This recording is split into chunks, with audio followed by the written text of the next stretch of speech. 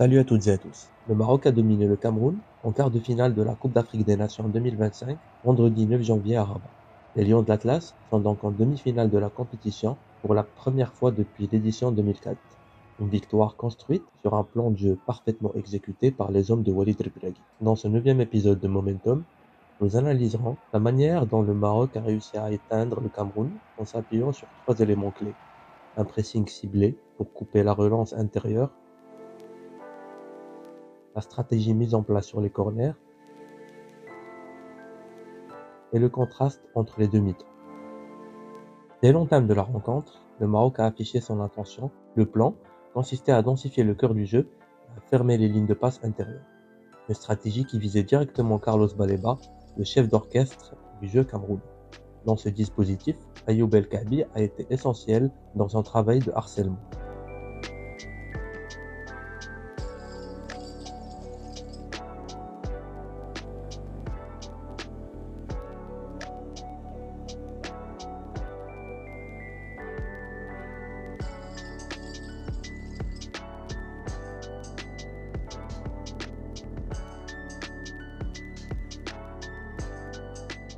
Ismaël Saibari a également joué un rôle central. Par son volume de course et son timing dans le pressing, il a constamment gêné Baleba dans la phase de construction.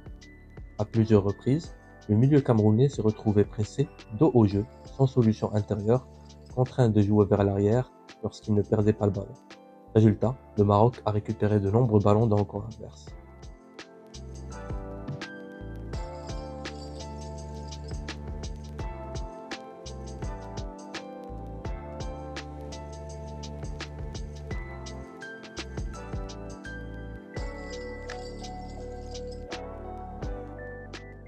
Les récupérations hautes ont généré plusieurs occasions sur coup de pied arrêté, dont des coups francs aux abords de la surface.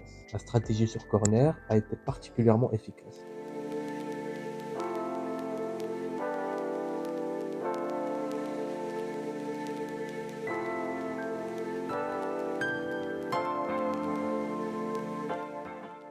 Libre à l'entrée de la surface de réparation, Ayoub El Kaabi a effectué des déplacements intelligents et une déviation qui a conduit directement à l'ouverture du score de Brahim Diaz.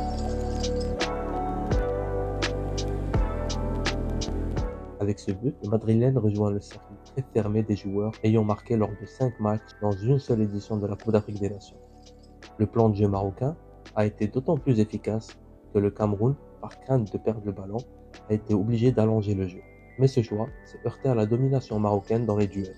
Les attaquants camerounais ont perdu plus de duels qu'ils n'en ont gagné, que ce soit dans les duels défensifs ou aériens. D'autant que le Maroc a commis peu de pertes de balles dans l'axe ou dans ses propres 30 mètres. Pour leur part, les latéraux, Noussair Mazraoui et Achraf Hakimi, se sont montrés très prudents et n'ont que très rarement proposé des solutions offensives. Aux antipodes du premier acte, le Maroc a volontairement adopté une configuration plus prudente, proche de celle observée lors de la Coupe du Monde 2022.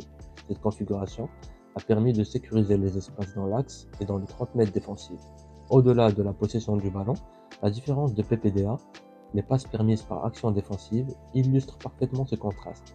Le Maroc a pressé intensément en première mi-temps avec un PPDA faible, forçant le Cameroun à jouer sous pression, tandis que la seconde mi-temps a été marquée par un bloc plus reculé prudent avec un PPDA élevé, privilégiant la gestion du score.